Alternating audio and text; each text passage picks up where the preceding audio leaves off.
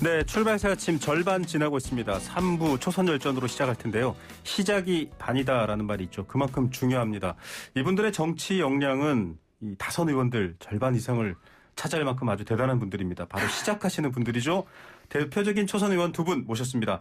국민의힘 허은하 의원 나오셨습니다. 안녕하십니까? 네, 안녕하세요. 국민의힘 허은하입니다. 네, 그리고 더불어민주당 장경태 의원 나오셨습니다. 안녕하십니까? 네, 안녕하세요. 장경태입니다. 네, 시작을 좀 근사하게 그러다 보니까 자꾸 말이 벅벅거렸습니다. 감사합니다. 자, 네, 유튜브로도 많이 듣고 계신데요. 황보선 씨는 황보씨입니까? 황씨입니까? 이런 질문 오셨습니다. 네, 황보선 앵커를 대신해서 제가 수요일까지 함께하고 있는 김우성 PD입니다. 황씨시고요. 황보 씨는 아닙니다. 제가 알고 있기론.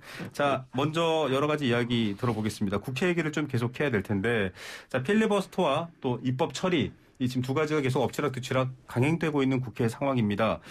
필리버스터 얘기를 안 할 수가 없는 게 사실 어제 이 야당 원내대표인 주호영 의원께서 하신 발언이 일파만파 좀 화제가 되고 있어요. 두 초선 의원님들은 어떻게 보셨는지 좀 궁금한데, 이야기는 먼저 장경태 의원님부터 좀 들어봐야 될 것 같습니다. 일단 저희가 필리버스터를 좀 더 듣고 싶었는데 아쉽게도 좀 뭐랄까요.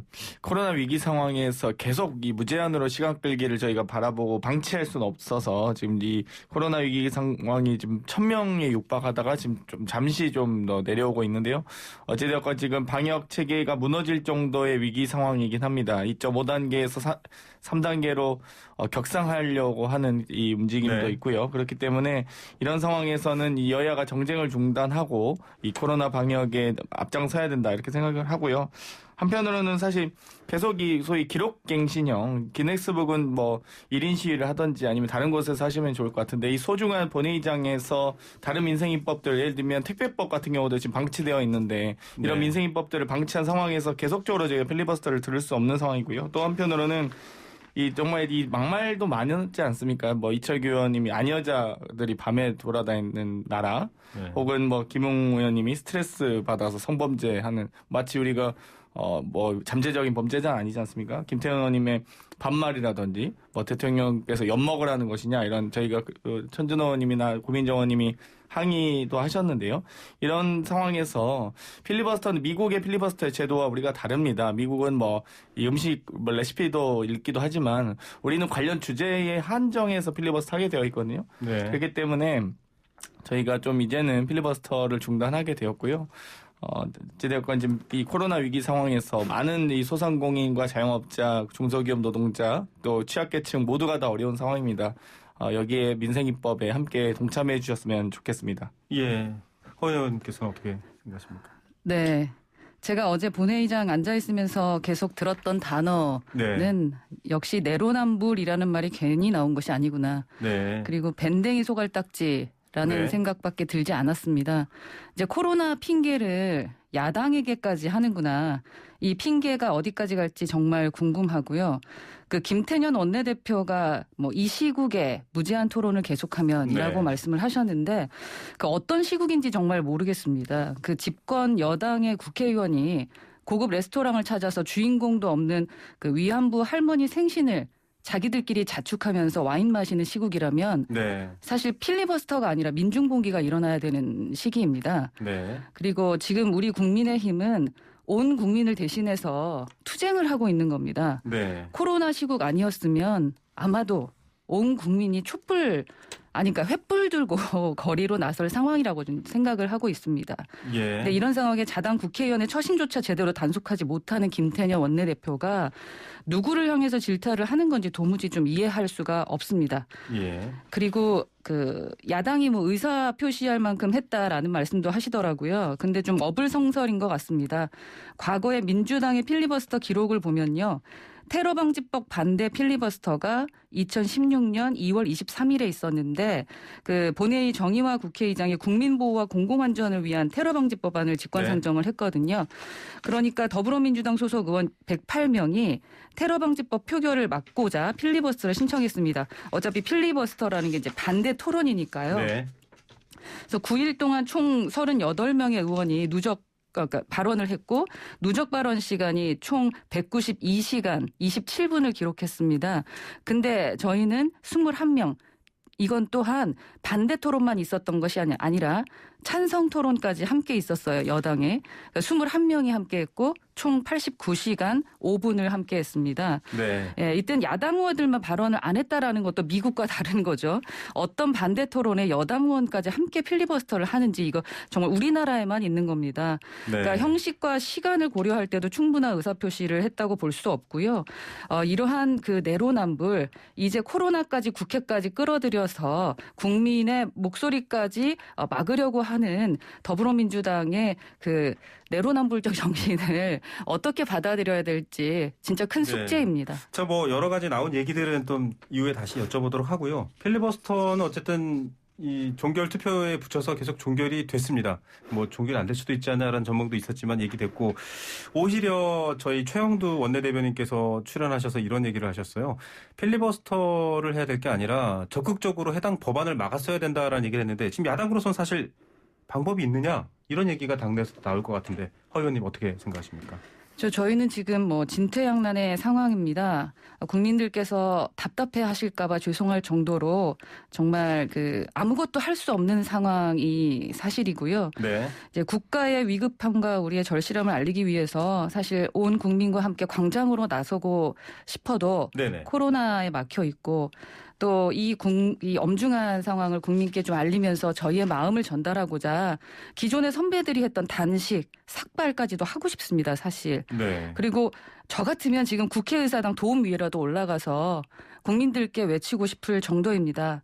하지만 지금 국민이 우리에게 원하시는 것은 싸움의 결과뿐만이 아니라 그 과정에서의 새로움을 원하고 계시는 것이 아닐까라는 생각 때문에 고민이 많습니다. 네. 그래서 과거와 다르게 싸워라, 또 저들과 다르게 투쟁하라라고 하시는 게 국민의 요구고 많은 메시지들이 오고 있습니다.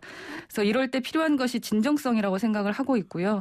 저희가 할 수 있는 것을 최대한의 그 진정성을 좀 보여드려야 될 것 같다라는 생각이 들고 어제 저희가 본회의 마지막 그 투표 결과를 보고 집에 돌아오며 그 초선들의 단톡방이 뜨거웠습니다. 무언가 이제 다른 모습들을 좀 보여드리고자 하는 생각입니다. 예, 좀 다른 모습을 보여주겠다 어떤 결의 정도인데, 자 야당 입장에서도 앞으로 여당 입장에서도 앞으로 야당과의 어떤 협조라든지 이야기가 더 중요해졌는데 어떻게 보십니까? 앞으로 좀 타협이라든지 토론, 협상을 통해서 좀 풀어나갈 다른 방법들 모색하고 있나요? 어떻습니까? 뭐 일단 저는 허은 의원께서 삭발을 하지 않으시길 바라고요. 네. 어찌됐건 사실 이 무능한 원내대표와 이 전략의 부재가 좀 드러난 시간이었다라고 봅니다. 지금 사실 초반에 의장단 선출에 대해서 협조했으면 일하는 국회를 보이콧한다라는 이미지를 보여주지 않았을 텐데 부의장도 지금 선출하지 못했거든요. 지금 국회가 개원한 지 6개월이 넘었음에도 불구하고 국민의힘은 제1야당으로서 부의장조차 지금 선출하지 않고 있습니다. 또한 만약 이 상임위원장 배분 과정에서 저희가 11대 7 논의가 있었는데요. 예결이나 정무위나 뭐 국토위나 이런 상임위원장 배분에서 적극적으로 역할을 하셨으면 해당 입법 과제를 이미 상임위 차원에서 막았을 겁니다. 예산안도 마찬가지고요. 근데 그런 거 하나도 지금 상임위도 본인들이 보이콧하다가 물 건너간 얘기고요. 공수처장 추천위원도 처장을 추천하는 그 직전에 추천 인사위원회를 구성할 때도 조금 더 적극적으로 하셨으면은 이렇게까지 어떤 무능 정당이라든지 혹은 보이콧 정당의 이미지를 갖지 않았을 텐데 제가 보기에는 이 소위 정말 뭐 낄낄빠빠라고 하죠. 좀 어떤 역할을 좀 못하시는 거 아닌가 너무. 그러니까 정말 강하게 어필하거나 강하게 일하는 국회를 만들기 위해서 노력하실 때는 노력하되 정말 자신들의 의사와 반한다. 이건 정말 신념이다라고 말할 수 있을 때 어필을 시기적절할 때 하셔야 되는데 너무 그냥 모든 걸 다 보이콧하는 모습에서 국회가 완전 뭐 공전하고 있다는 모습을 보일 수밖에 없습니다. 그렇기 때문에 지금 저희가 이 코로나 위기 상황에서 뭐 내로남불이라고 표현하셨지만 이 코로나 위기 상황에서 여야가 어디 있겠습니까? 내로남불이 어디 있습니까? 사실 여야든 혹은 이 집권당이든 아니든 모든 정당과 정치인들은 당연히 노력을 해야겠죠. 그래서 이 소위 저희가 이 불감증에 대해서 좀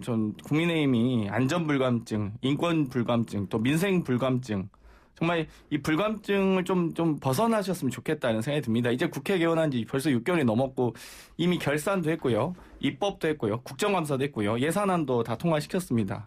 그럼 도대체 이 한 바퀴 이제 소위 정기국회가 돌았는데 아직까지 국회가 개원하지 못하는 듯한 모습을 보이고 아직까지 국회 원구성 협상부터 얘기하시면 정말 언제쯤 21대 국회가 제대로 시작할 수 있을지 국민의힘에게 여쭤보고 싶습니다. 아니, 원구성에 대해서는 제가 말씀을 드린 게 아니라 의원님이 말씀을 하신 것 같고요. 의원님의 말씀만 들으면 정말로 저희가 잘못을 하고 있습니다. 네. 그러나 그건 사실이 아닙니다. 저희는 보이콧을 하고 있지 않습니다. 기본적으로 발목을 잡고 있지 않다는 말씀이고요. 이번에 통과한 일하는 국회법 저도 발의했고 함께 일하는 국회법을 발의했고요. 그 법 또한 저도 함께 통과했습니다. 저희 당도 함께 일하자고 하고 그 법안 냈고요. 수많은 법안들이 통과가 됐습니다. 물론 통과되지 않아야 될 법까지 통과가 됐고요. 그러니까 보이지 않으면 사실 믿기기가 어렵죠. 외부에서 저도 바라봤을 때 그랬었습니다. 근데 이번에 공수처 법안뿐만 아니라 여러 가지가 통과되는 걸 법사위 안에서 지켜봤을 때 와, 이건 정말 말도 안 되는구나라는 생각을 많이 했습니다. 기립해서 7분 만에 법안이 통과되는 곳입니다. 상대당의 이야기는 듣지 않습니다. 기본적으로 이제 국민의 마음은 이 필리버스터 과정이 짧았지만 여론이 좀 돌아섰다고 봅니다. 그래서 진정한 대안을 보여드리도록 하겠습니다. 네, 여론조사 하나를 잠깐 소개하고 가겠습니다. 지난 11일 리얼미터가 YTN 의뢰로 전국 18세 이상 500명 대상으로 공수처법 통과에 대한 의견을 물었습니다. 잘못된 일이라는 반응이 54, 잘못됐다가 54, 잘됐다가 한 39, 40% 정도 가까이 됩니다. 대구 경북에서는 잘못됐다 응답이 압도적으로 좀 높았고요. 또 전라 광주 쪽에서는 잘했다라는 답변이 또 압도적으로 높았습니다. 자, 이 얘기는 지금 좀 여러 가지 국민 여론이 나눠져 있음에도 불구하고 정치권에 대한 어떤 평가가 좀 극명하게 나뉜다 이렇게 봐야 될 것 같습니다. 협조했지 않느냐, 반대 비토권 보장해 준다라고 해서 법안도 통과시켰는데 야당 결국 힘으로 밀어붙이는 것 아니냐, 지금 이런 비판을 해오고 있는 거고, 그것도 안 되니 우리 필리버스터도 하고 있다. 이게 지금 사실 야당 입장인데 이 부분을 좀 여당에서는 잘 설득하고 답변해 주셔야 될 것 같다라는 국민적 궁금증도 있을 것 같긴 해요. 일단은 참 이 공수처법은 민주당의 애초 민주당이 만든 법은 아닙니다. 4+1이라는 작년에 이 여당과 야당 제4야당이 함께 공조해서 만든 법이었고요. 네. 그 당시엔 3교섭단체 체제에서 야당 소위 3개 교섭단체 정당 제3정당이 있을 때에 공수처장 추천위원회에 대한 구성이었고요. 지금 현재 두 개의 교섭단체 구성이기 때문에 네. 이 상황에서는 사실 국민의힘이 계속적으로 보이콧을 한다면 혹은 계속 발목 잡기를 한다면 도저히 이 공수처를 출범시킬 수 없는, 이미 공수처법이 발효된 지 4개월이 넘었음에도 5개월이 이제 넘어가고 있는 상황에서도 이 사실 4개월째도 인사추천위원회조차 구성하지 못했고요. 네. 이제서야 처장을 추천받았는데 본인들이 처장을 추천하신 분까지도 반대하셔요. 그러면 도대체 이 국민의힘이 추천인사위원이 그 위원이 추천한 처장 후보가 있는데 그 처장 후보에 대해서 자기들이 추천해놓고 자기들이 반대하는 건 아예 구성할 의지가 없다는 것이거든요. 그렇기 때문에 저희가 이 공수처법에 대해서 그렇다면 도저히 방치할 수 없는 상황에서 저희가 네. 다시 한번 이 법 개정에 나섰다는 말씀을 드리고 싶고요. 정말 안타깝게도 이 주호영 원내대표님, 유승민 의원님, 또 안철수 전 대표님 모두가 다 공수처법 개정에 대해서 말씀을 하셨던 분들이세요. 그러면 내로남불이 과연 민주당이 4+1 5개 정당이 모여서 이 공수처법을 통과시킬 때와 지금 공수처법에 대해서 주호영 원내대표를 포함해서 모든 분들이 이 공수처법의 필요성을 공감하셨는데 도대체 왜 갑자기 입장이 바뀌신 겁니까? 네. 기존에 말씀하시던 거를 네. 지키지 않았기 때문에 입장이 바뀐 겁니다. 예. 본인들 뜻대로 비토권을 인정하고 싶지 않다. 그 생각 하나 때문에 법을 개정하는 더불어민주당입니다. 예, 우리를 설득하거나 협상하려고 하는 생각 자체가 없다라는 게 문제고요.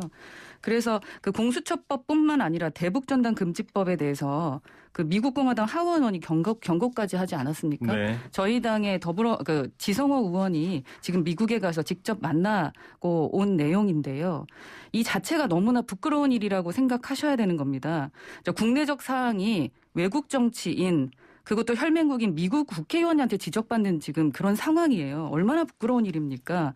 미 의회에서 코리아나 휴먼라이트 등의 단어가 나오면 그거는 10중 8구 남한의 이야기가 아닌 북한의 이야기였습니다. 근데 세계 최악의 인권 탄압 국가, 3대 세습 왕조가 마치 신앙처럼 여겨지는 나라 노스코리아.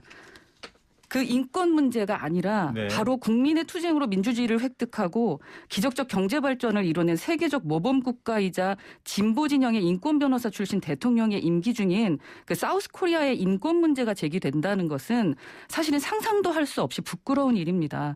자, 그만큼이나 우리 대한민국의 정치와 인권 상황이 국내적 시각을 넘어서 국제적 시각이나 인류 보편적 관점에서조차 정상이 아닌 거거든요. 지금 통과해버린 그 세 가지의 법은 진짜로 다시 한 번 더 엄중하게 받아들이시고 고민해 보셔야 되는 법이 아닐까. 보이콧으로만 받아들일 것은 아니라고 봅니다. 네, 공수처에서 갑자기 또 주제가 좀 넘어가긴 네. 했습니다만, 예. 자, 공수처 얘기 앞서 말씀해 주신 거에 잠깐 정리를 해드리면 서울에서는 잘됐다, 잘못됐다는 평가가 오차범위 내 접전입니다. 이번 조사의 오차범위가 95% 신뢰 수준의 플러스 마이너스 4.4%포인트입니다.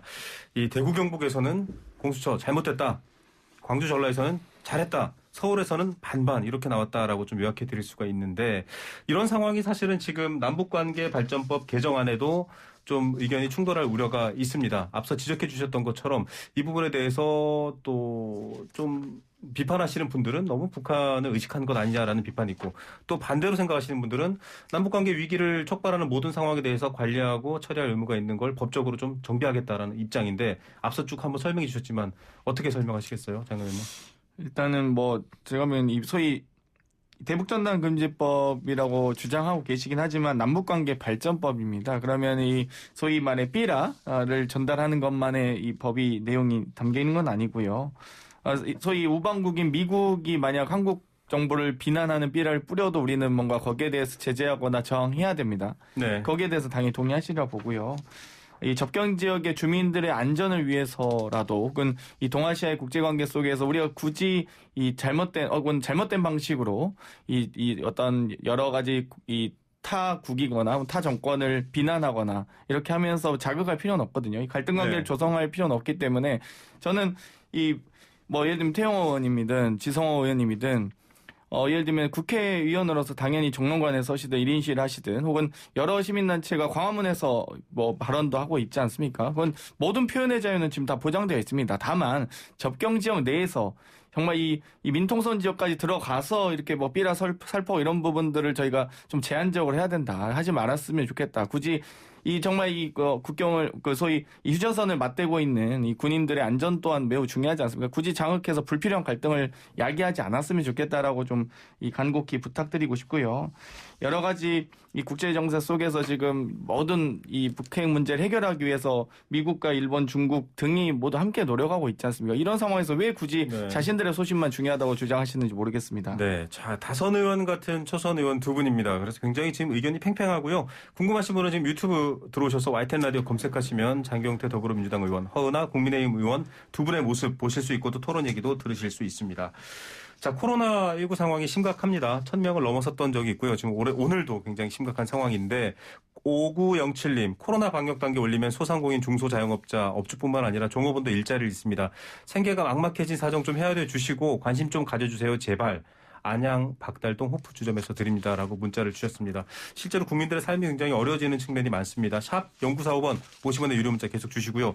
코로나 관련된 얘기를 안 할 수가 없습니다. 지금 김종인 국민의힘 비대위원장은 K방역이 한계에 봉착했다. 백신 어떻게 된 거냐 이런 얘기들이 나오고 있습니다. 이 비판에 대해서 조금 더 보충 설명을 허인호 의원님께서 해주시죠.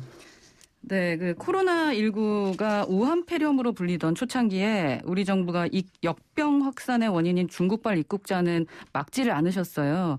그 개인 방역만 강조하다가 결국 동남아 국가보다 못한 처지에 이르는 겁니다. 그래서 우리 당시에 그 방역은 문 열어놓고 모기 잡는 상황이었거든요. 근데 이 당시에도 정부에 대한 비난은 사태를 해결하는 데 도움이 되지는 않는다면서 비난을 자제하고 방역에 협조해달라고 했던 것으로 기억합니다. 근데 지금 우리의 방역 모습도 그 지붕이 없는 집에 가구를 막 채워넣는 집 같다라는 생각이 듭니다. 그 이미 코로나 확진자 수는 매일 최대치 지금 갱신하고 있고 지난 12일에 1000명대 넘었고 그리고 K방역 홍보비에만 1200억을 썼습니다. 그럼에도 불구하고 세계가 부러워하는 방역이다라고 말씀하시면서 아직 백신은 국민들이 구경조차 지금 못하고 있습니다.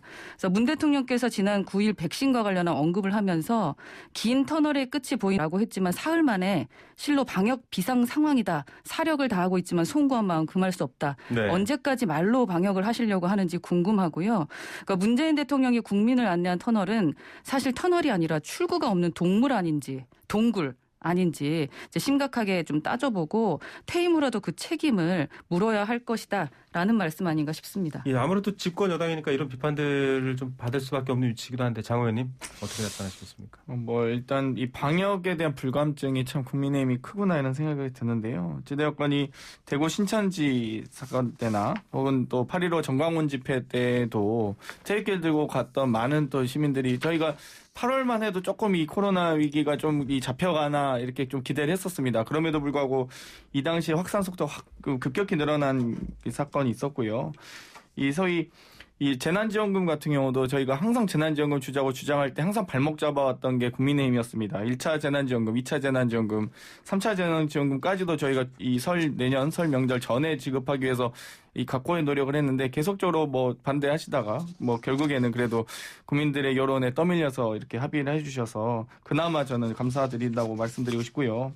이 백신과 치료제 같은 경우는 사실 이 안전성에 대한 검토가 아직 다 완벽하게 이루어지지 않았기 때문에 대단히 신중해야 됩니다. 소위 어떻게 우리 대한민국 국민을 상대로 임상 실험을 할 수 없지 않습니까? 네. 근데 지금 상황에서 계속적으로 외국은 백신과 치료제를 검토했는데 혹은 진행하고 있는데 왜 대한민국만 이렇게 늦게 하느냐?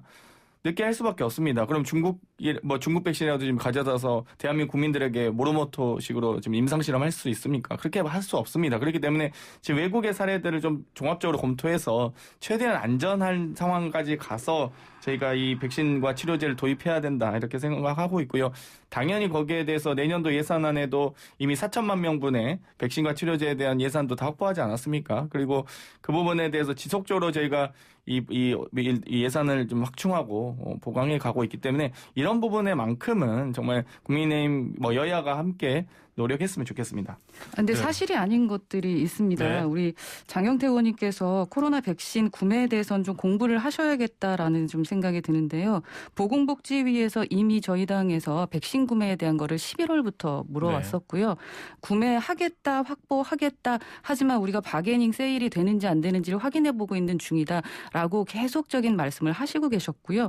결국은 확보했다가 아니라 확보하겠다라는 말씀이었고 역시나 아직까지 확보를 못했고 고요. 지금 구매하고자 하는 그 유통 그 업체 아시겠지만 지금 문제가 많은 거 알고 계실 겁니다. 그래서 영하 70도에 좀 필요하다고 해서 지금 드라이 아이스까지 구매해야 되는 그런 네. 상황처럼 지금 그 농담 삼아 많은 말씀, 그렇죠. 네. 농담 삼아 많은 말씀들을 하시는데요. 그래서 그 부분은 좀 확인을 좀 해보시는 것이 좋겠습니다. 네. 잠깐 말씀드리면요. 확보라는 표현을 좀 쓰시는데요. 이미 그 백신과 치료제에 대한 상품이 출시해서 마치 마켓이 형성되어 있는 것처럼 얘기하시는데 전혀 그렇지는 않습니다. 이 각국이 지금 미국도 FDA 승인한 이 백신과 치료제가 아직 현재 없는 상황이고요. 영국이 지금 실험적으로 시행하고 있는데 이 상황 자체를 모든 나라들이 지금 다 지켜보고 있지 않습니까? 그런 상황에서 갑자기 대한민국이 확보했다. 이게 치료제여야지만 확보되는 거죠. 사실 치료제가 아닌 거죠. 현재 상황에서. 그렇기 때문에 예를 들면 그러면 센트리온이나 녹십자에서 실험 단계에는 3상 실험하고 있는 그 치료제나 백신을 그럼 바로 도입할 겁니까? 아닙니다. 그렇기 때문에 저희가 좀 더 이 대한민국 국민의 안전을 위해서는 지금 상황은 좀 고통스럽고 안타깝지만 좀 더 이 안전성 검토를 정확하게 면밀하게 해야 된다라고 말씀드리고 싶고요. 안전성 검토는 저희가 하는 게 아니죠.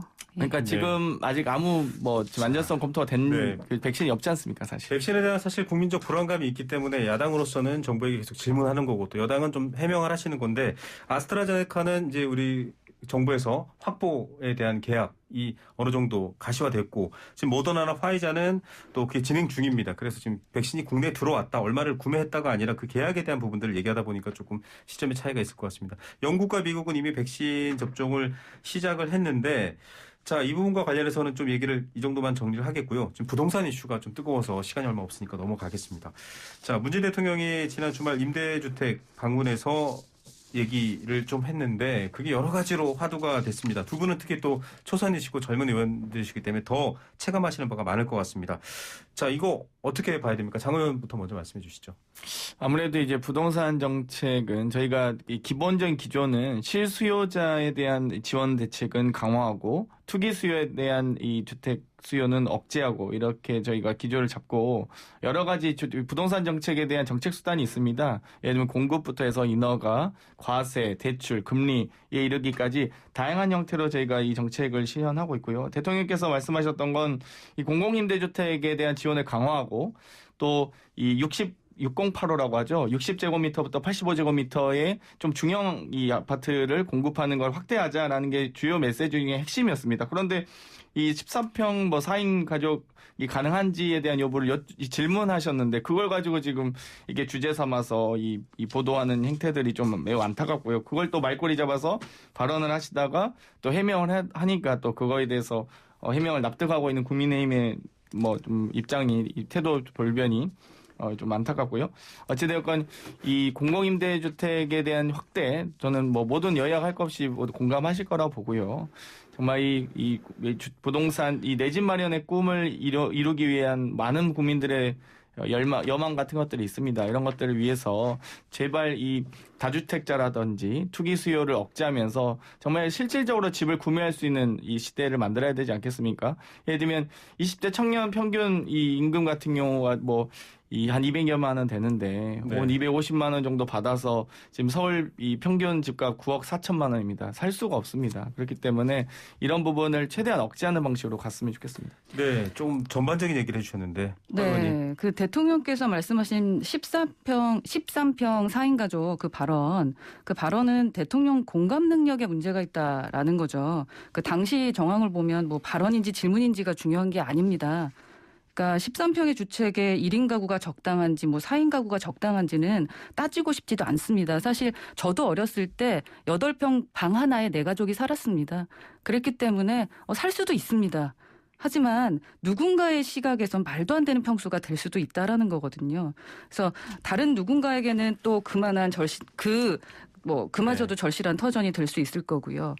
그러니까 국민의 삶조차 제대로 공감하지 못하고 기획된 의전에만 의존하는 그 대통령이 좀 안쓰러울 따름이라는 것도 말씀드리고 싶습니다. 오죽하면 탁현민 그 분께서 SNS에 문재인 대통령은 그냥 탁현민이 하자고 하는 데만 해야 되는데 그렇지 못해서 뭐 실수를 했다. 뭐 탁비서관이 그 SNS에서 무언가 확인하는 듯한 글을 썼더라고요. 괜히 그 나무라고 밖을 둘러보다가 혼났다라는 말씀을 하셨는데, 그러니까 의전의 그 어떤 기획된 쇼를 가지고 국민의 마음에 다가서려고 하는 것이 아니라 진정으로 지금 현재 국민들이 무엇을 원하는지 먼저 생각하시고 현장을 둘러보신 뒤 그 다음에 정책적인 것들을 실현해 나가셨으면 좋겠습니다. 네, 지금 청취자 0204님 초선 의원 두 분께서는 라면을 참 좋아하시네요라고 하셨는데요. 무슨 말인가 싶으실 텐데요. 자, 이랬더라면 이란 얘기 말고 좀 미래지향적인 대안을 많이 얘기해 주십사는 의견을 또 청취자들 많이 주고 계십니다. 지금 청취자분들이 두 분 의원 말씀하시면서 굉장히 많은 의견 주시고 계십니다. 자, 시간이 오늘 좀 얼마 없고요. 또 제가 임시 진행자라 그런지 원래 진행자보다는 조금 더 원활하지 못했던 점 여러분께 양해 말씀드리겠습니다. 끝으로 사실은 여러 가지 더 뜨거운 이슈가 있는데 앞서 말씀하신 청취자 의견 좀 받아들여서 대안적인 얘기를 하겠습니다. 일단 코로나19 위기가 많습니다. 많은 분들이 초등학교 1학년생 첫 아이 학교 가다가 말고 어린이집 못 보내고 지금 저 너무 힘듭니다. 남편 직장도 잃을까 봐 걱정됩니다라고 1136님께서 보내주셨는데 코로나19 대응에 있어서는 지난 1차 재난지원금 때처럼 여야가 좀 함께하는 모습 보여주시면 국민들이 응원받을 것 같아요. 끝으로 그런 여야가 어떻게 이런 측면에서 좀 접점을 찾아서 코로나19 극복에 힘을 보태야 된다라는 두 분의 의견 얘기 듣겠습니다. 허 의원님 먼저 해주시죠. 네, 그 코로나 대응 관련해서 그 이낙연 대표가 1차 자가검사 추진하겠다라고 얘기를 했었는데 이 부분에 대해서는 저도 긍정적입니다. 지금은 준전시 상황입니다. 그래서 우리가 할 수 있는 것은 모두 다 해야 된다고 생각하고 자가검사도 받고 기관검사도 하고 가용한 모든 자원과 방법을 다 좀 사용해야 될 것 같고요. 주호영 원내대표도 지난 9월 8일에 교섭단체 대표연설에서 자가진단키트 병행 사용을 주장한 바가 있습니다. 네. 그래서 기업에 제가 있을 때도 위기관리할 때는 정해진 매뉴얼을 좀 따라야 하는 게 있거든요. 네네네. 그러면서도 상식을 뛰어넘는 과감한 결단을 해야 좀 그 비정상의 비정상이 정상화되는데 돌아야 하는 것 같습니다. 그래서 이 상황에서는 그 여야와 당정 그리고 국회와 청와대가 합심해서 위기를 극복해야 될 것 같고요. 그리고 이번에 그 시험 보지 못한 의대생들 시험 볼 수 있게 해서 그 의료 피로를 좀 풀어주셔야 되지 않을까 하는 생각도 듭니다. 네, 매뉴얼이 없더라도 좀 새로운 내용으로 도전하자. 거기에는 협조하겠다 이런 얘기까지 주셨네요. 장 의원님. 자가진단 키트 같은 경우는 뭐 일단 여러 가지 PCR 방식 우리가 현재 하고 있는 방식과 다르게 뭐 별도로 라피드 킷이나 뭐 말디토프나 여러 가지 방식들이 있는데요. 어찌되었건 이 신속하게 할 수는 있지만 이 정확도가 좀 떨어진다는 점, 또 정확한 채취 또한 어렵다는 단점들이 있습니다. 이렇기 때문에 현재 상황에서 이 확진자들 여부를 판단하는 것도 대단히 중요하지만 의료 병상의 확보나 지금 저희가 공공의료를 대단히 강조하고 있었는데 민간 병원에서는 이 코로나 위기는 사실 공공의료의 영역이다. 민간병원까지 동참해야 되느냐라는 반문을 많이 하고 있습니다. 그렇기 때문에 저희가 작년에 공공의료에 대한 뭐 의대생 확충부터 해서 공공의료 인력에 대한 확충, 시설에 대한 확충들을 강조했던 것이거든요. 이런 상황을 빨리 타개할 수 있도록 여야가 함께 합심했으면 좋겠습니다. 네, 자 7720님 두 분의 신선함 정말 좋습니다. 기성 정치인들의 모습은 안 닮았으면 좋겠네요. 감사합니다. 꼭 그럴게요. 기대가 있는 한 또 희망은 있을 것 같고요. 이 두 의원 이름 꼭 기억해 주시기 바랍니다. 앞으로 좀 새로운 또 기회와 해결의 희망을 만들어 주실 분들 같습니다. 자, 저는 뭐 임시 진행자라 이제 다시 뵐 수는 스튜디오에서는 없을 것 같은데 또 열심히 두 분 응원해 드리겠습니다. 감사합니다. 네, 잘 이끌어 주셔서 감사합니다. 네, 자, 더불어민주당 장경태 의원, 국민의힘 허은하 의원과 함께했습니다. 네, 3부 순서 마칩니다. 4부에서는 코로나19 상황 이재갑 교수랑 연결해 보고요. 또 스포츠부 조은지 기자와 함께 기분 좋은 소식 전해드립니다. 네, 코로나19 관련된 뉴스와 또 시사 YTN 라디오에서 전해드리고 있습니다. 유튜브로도 함께 하실 수 있고요. 의견 있으신 분들은 샵 0945번 문자로 주실 수 있습니다. 문자 사연이 과거에는 이렇게 왔습니다. 좀 답답하네요, 힘드네요 정도였는데요. 요새는 무섭다라고 옵니다. 이러다가 직장도 잃고 삶이 완전히 힘들어지는 것 아니냐 이런 얘기들이 옵니다. 그만큼 3차 대유행의 기세가 무섭습니다. 무증상 감염도 굉장히 많고요. 또 검사가 진행될수록 더 많은 확진자가 나올까에 대한 걱정도 큽니다. 전문가와 함께 자세히 짚어봐야 될 것 같습니다. 자, 지금 이재갑 한림대 강남성심병원 감염내과 교수 연결돼 있습니다. 교수님 안녕하십니까? 예, 안녕하세요. 네, 신규 확진자 1000명이라는 숫자가 굉장히 상징적이고 또 충격이 컸습니다. 어제는 좀 떨어졌는데 어제 밤에도 또 보니까 굉장히 좀 많이 올라가 있고요. 이 숫자 어떻게 평가하십니까? 예, 오늘도 한 800명대 넘게 확진자 발생할 것 같고요. 네. 일단은 이제 유행 자체가 이제 본격화되면서 숫자가 잘 줄어들지 않는 상황이 될 것 같고, 네. 행여나 이제 저희의 사회적 거리두기 노력이 좀 잘 안 돼서 오히려 또 그 확진자의 범위가 확 늘어날 수도 있을 것 같아서 이제 그런 부분 생기지 않기를 바라고 있는 상황입니다. 예. 자, 1차 대유행이나 2차 대유행 때와 지금은 완전히 다르다 이런 말들을 많이 해요. 왜냐하면 발생 원인 혹은 감염 경로 이런 것들이 잘 알 수 없는 경우가 많다 이런 얘기인데 수도권에 지금 한 500명 이상 계속 발생하고 있거든요. 이 상황은 어떻게 봐야 됩니까?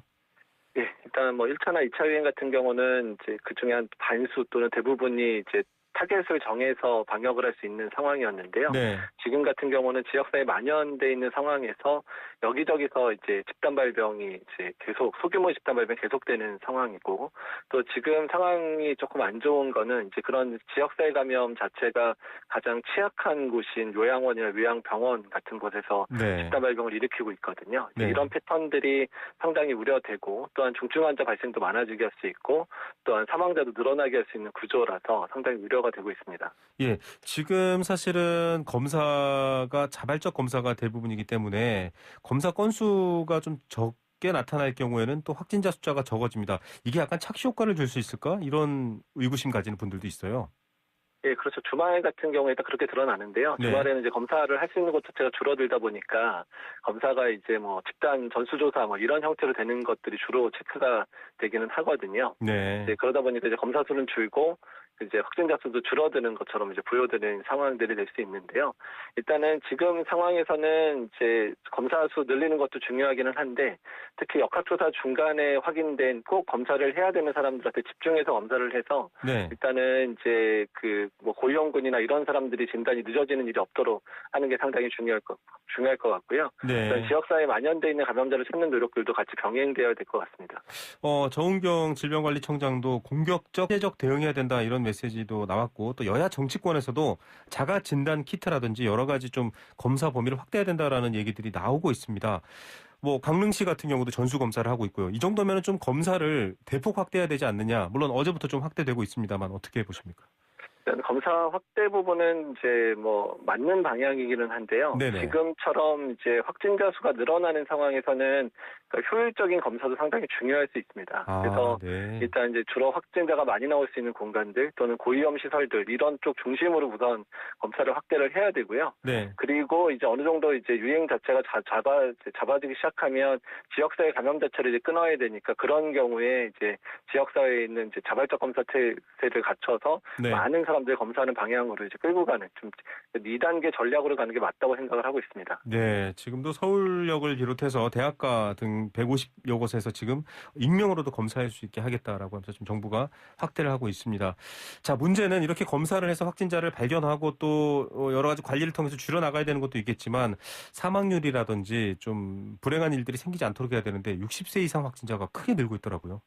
네, 맞습니다. 이제 이 부분이 저희가 제일 주목하고 있고 걱정하는 부분인데요. 네. 언제나 그렇지만 지역사회 감염이 이제 젊은층 중심으로 확산이 되었다가 네. 이제 그게 이제 뭐 노인층들을 감염시키는 형태로 이제 넘어가는 단계에 이제 이르는 거거든요. 네. 특히 이제 아까도 말씀드렸지만 요양원이 요양병원, 뭐 장애인 시설이라든지 집단 거주 시설 같은 데서 환자가 발생하면서 고위험군의 확진자가 다수 발생하는 구조들이 이제 시작이 됐습니다. 이 부분은 사실 이제 1차 유행 때도 대구에서도 벌어졌고 네. 2차 유행 때도 벌어졌던 상황이거든요. 네네. 그래서 지금 앞으로 이제 주의해야 될 것들은 이런 고령층의 확진자들을 어떻게 빨리 진단하고 또한 중환자 의료 체계를 얼마나 빨리 확충하고 이거를 감당하느냐가 사망률과 관련돼 있는 그런 부분에서 가장 중요한 지표라고 생각이 됩니다. 네. 자, 이 고령층은 사망률 또 앞서 말씀하셨던 중환자 병상이 어떻게 유지될 수 있는 여유를 만들 수 있느냐에 대한 관건인데 아침에 저희 YTN에서도 보도를 했습니다만 젊은 층들이 이 코로나 지금 때문에 9시까지만 식당을 영업하고 또 카페는 하지 못하도록 하고 있는데 그 틈새를 좀 이용해서 뭐 여전히 술과 또 모임을 즐기면서 좀 굉장히 우려가 크다라고 하는데 방역에 좀 여러 가지 구멍이 뚫린 것 아니냐 이런 비판이 나올 수도 있을 것 같아요. 더 엄격하게 해야 됩니까? 일단은 이제 방역이라는 측면이 사실은 국민들의 자발적 참여 없이는 어떤 제한 조건을 달더라도 성공할 수가 없거든요. 네. 그래서 뭐 2.5단계든 3단계를 올리던다 하더라도 국민들이 안 지켜주시면 뭐 사실 구멍 어디든 찾아 들어갈 수 있는 거 아니에요. 그렇죠. 맞습니다. 그래서 이제 그런 상황들을 국민들께서 자발적으로 이제 해주시고 노력해 주시고 강하게 지켜주셔야 현재로서는 이 위기를 이길 수 있는 상황이고요. 정말 만약에 계속해서 이런 상황이 악화되고 나빠진다 그러면 이제 유럽이나 미국처럼 뭐 하루에 뭐 2-3천 명, 뭐 1만 명 이렇게 발생되는 상황까지 혹시 이르게 된다 그러면 그때는 뭐 전 국민이 정말 그러니까 아예 외출도 못하는 그런 상황이 만들어질 수도 있기 때문에 네. 그런 상황까지 안 가려면 지금 자발적으로 할 수 있을 때 열심히 동참해 주시기를 부탁드리는 겁니다. 네, 조금 전 서울 정부청사에서도 정세균 국무총리가 공공기관 재택근무를 비롯해서 또 회식 모임 자제 강조하면서 좀 참여를 강조했는데 교수님 전문가시니까요.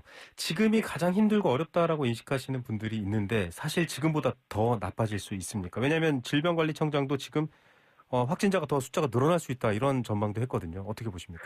그러니까 지금 이제 기로에 섰다고 보는 게 맞을 것 같습니다. 그러니까 이제 미국이나 유럽도 이렇게 한 뭐 1,000명, 2,000명, 3,000명 발생하다가 급격하게 뭐 10,000명, 20,000명으로 올라가는 데까지는 2-3주도 안 걸렸거든요. 아, 네. 그렇기 때문에 지금 상황에서 이제 지역사회 감염을 통제를 하기 시작을 해야 이제 미국과 유럽의 그런 파국과 같은 상황으로 치닫지 않을 수 있기 때문에 네. 지금이 어쩌면 마지막 기회라고 생각하고 노력을 해야 된다고 생각이 든다는 겁니다. 네, 지금이 마지막 기회다라는 말 좀 자발적으로 참여가 중요하다고 하니까 국민들 여러분들께서도 귀담아 들어주셨으면 좋겠습니다. 자, 정은경 청장이 항체 치료제 얘기도 했습니다. 어제 저희가 또 그저께 여러 전문가들 인터뷰에서도 드러났습니다만 항체 치료제 효과가 좀 그래도 있다라고 나왔죠. 이제 있을 거라고 예상이 되는 상황이고 공식 결과는 이제 발표는 안 됐는데 사용해봤던 선생님들 얘기로는 상당히 효과가 있는 게 아니냐 의견을 많이 하고 내고 있으시거든요. 네. 그래서 이제 결과가 이제 발표가 되면 특히 이상 결과가 이제 기다리고 있는데 결과가 발표가 되면 아마 신속 승인이 될 거고요. 네. 그러면 이제 환자들한테 직접 사용을 좀 용이하게 할 수 있게 되지 않을까 이렇게 기대를 하고 있습니다. 네, 실제로 좀 효과가 있는 경우가 있기 때문에 승인을 해서 빨리 투입을 하겠다. 지금 사실 고령자 아까 말씀하신 중환자 병상 이유 때문이라도 좀 치료제 긴급 승인을 해야 되는데 어느 정도쯤에 지금 승인이 될 거다 이렇게 저희가 볼 수 있을까요? 일단은 지금 이상 단계에서 연구에서 사용됐었던 그룹들에게는 이제 다 사용이 가능할 것 같고요. 네. 일단 지금 기준 자체가 중등증하고 경증에서 연구가 됐거든요. 특히 네. 중등증에서의 환자들, 특히 호흡곤란을 시작됐거나 폐렴이 동반된 환자들에서 시약을 빨리 투여를 해서 네. 이제 중증으로 인공호흡기를 난다든지 이런 상황을 막는 측면에 있어서 효과가 있을 것으로 예상을 하고 있습니다. 네. 자, 그리고 백신 이야기 정쟁으로까지 조금 번질까 싶어서 우려스러웠는데 자, 일단 국민들이 잘 모르시는 분이 있습니다. 4,400명분을 확보했다라는 게 아니라 확보할 수 있는 계획과 또 계약이 준비되고 있다. 이렇게 봐야 되는 건가요? 지금 당장 백신이 수중에 들어온 건 아니죠? 그렇죠. 일단 아스트라제네카 같은 경우는 이제 최종 계약까지 된 것으로 알고 있고요. 네. 그다음에 화이자나 모더나, 존슨앤존슨 백신 같은 경우는 구매 물량이 확정된 거고 그 부분은 이제 계약을 준비 중이다 이렇게 생각하시면 되니까 네. 일단 확보는 된 거로 보는 게 맞고요. 네네. 다만 아직도 그런 가격이나 그다음에 도입 시기까지에 대한 부분들은 지난한 아마 협상을 해야 되는 상황이어서 네네. 조금 좀 기다려주시면 이런 부분들이 진행이 잘 되지 않을까 생각을 하고 있습니다. 예, 백신 같은 경우에는 지금 사실은 생산 물량의 속도라든지 생산량 같은 것들이 조금 어느 정도 제약이 있지 않습니까? 저희가 네. 원하는 빠르면 내년 초, 더 조금 늦어지면 봄이 오기 전 이때까지 좀 충분한 공급이 될 수 있을지에 대한 우려도 있는데 그런 것들은 어떻게 평가하고 계십니까? 일단 생산과 관련되어 있는 거는 생산 회사들이 생산을 좀 앞당겨야 되는 측면들이어서 네네. 일단은 접종 자체가 늘어나고 있기 때문에 회사들 입장에서는 빨리 만들고 또 빨리 보급을 해야 자기네가 선점을 할 수 있는 효과가 있잖아요. 네. 그래서 모든 백신 회사들이 지금 물량 확보에 좀 노력을 하고 있고요. 그러니까 자국 내 생산뿐만 아니라 자기네 타입의 백신을 만들 수 있는 전 세계에 있는 모든 백신 공장들과 협의를 해서 생산을 하고 있는 상황이라서 어느 정도 시간이 지나면 물량도 안정적인 공급이 이루어지지 않을까 이렇게 예상을 하고 있습니다. 네, 지금 벌써 접종이 시작된 화이자나 또 모더나나 또 지금 준비하고 있는 아스트라제네카나 이런 것들 말고 국내 업체라든지 또 다른 백신도 지금 좀 눈여겨봐야 될 부분들이 있나요?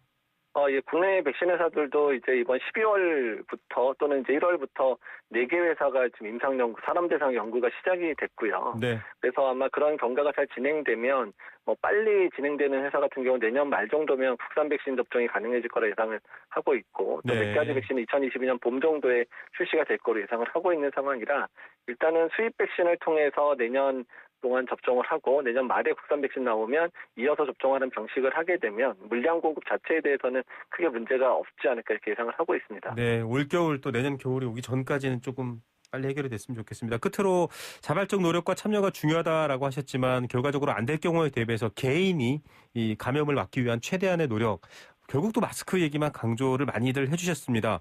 어떤 방법이 개인이 자신을 지킬 수 있는 최후의 방법이다 이렇게 추천해 주실 수 있을까요?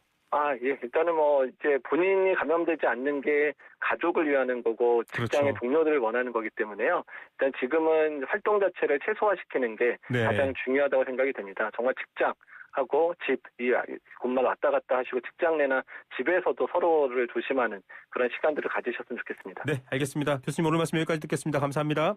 감사합니다. 한림대 강남섬신병원 감염내과 이재갑 교수였습니다.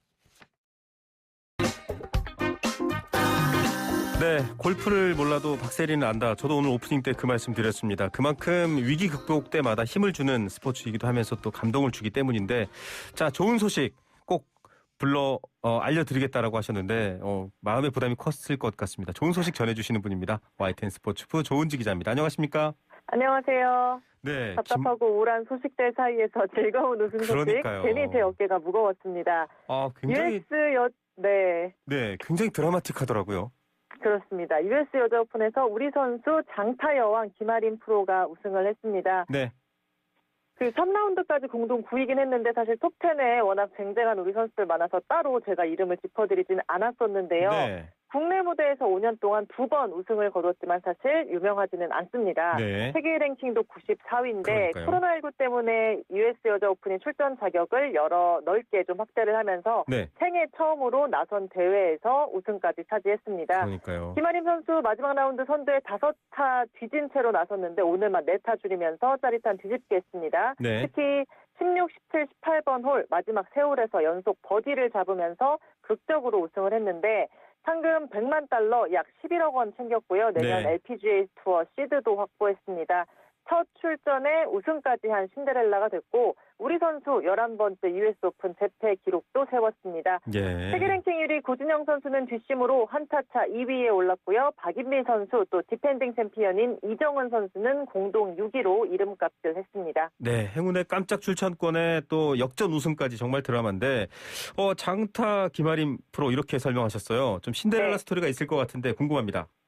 네, 마음만 먹으면 300야드까지 때리는 장타자라고 해요. 그러니까 네. 미국 더 긴 홀과 잘 맞았겠죠. 네. 특히 오늘 16번 홀 178야드짜리 파3 보면 웬만한 선수들 다 하이브리드 잡았는데 네. 김아림 선수는 5번 아이언으로 홀 1m에 바짝 붙였습니다. 이런 승부사 모습 가진 선수인데 기자회견 보니까 굉장히 발랄하더라고요. 네. 막상 우승까지 하니까 머리가 하얀 것 같다. 얼떨떨한데 시간이 지나면 기쁨을 더 체감할 수 있을 것 같다. 받은 메달 보면서는 이거 진짜 금이냐 이렇게 묻기도 하더라고요.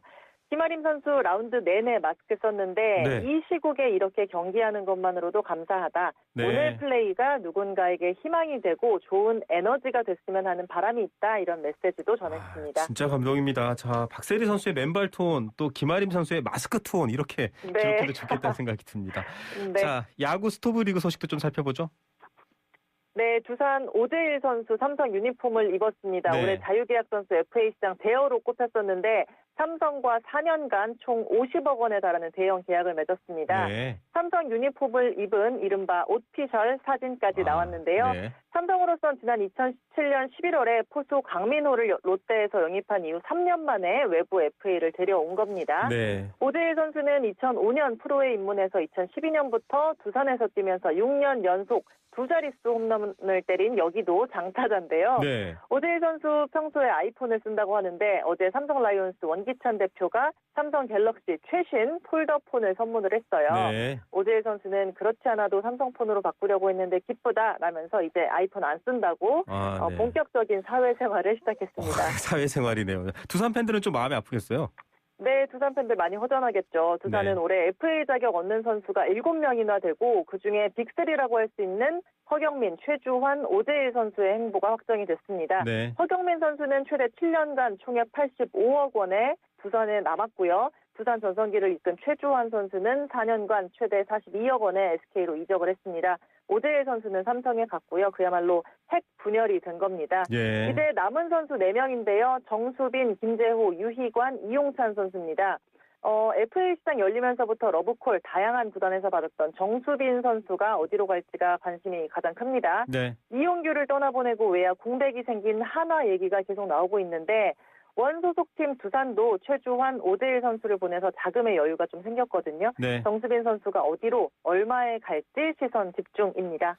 예, 또 코로나19 때문에 스포츠계도 매우 마음을 졸이고 있는데 이 소식은 또 내일 좀 더 추가로 듣도록 하겠습니다. 알겠습니다. 오늘 말씀 감사드립니다. 네, 감사합니다. 네, YTN 스포츠부 조은지 기자였습니다. 네, 청취자 0240님 백신 수입되면 승인 필요한가요? 했는데 사용 승인 필요하죠. 네. 자, 마스크 투혼의 김아림 선수처럼 여러분들도 오늘 하루 마스크 투혼 하시기 바랍니다. 저는 내일까지입니다. 내일 뵙겠습니다.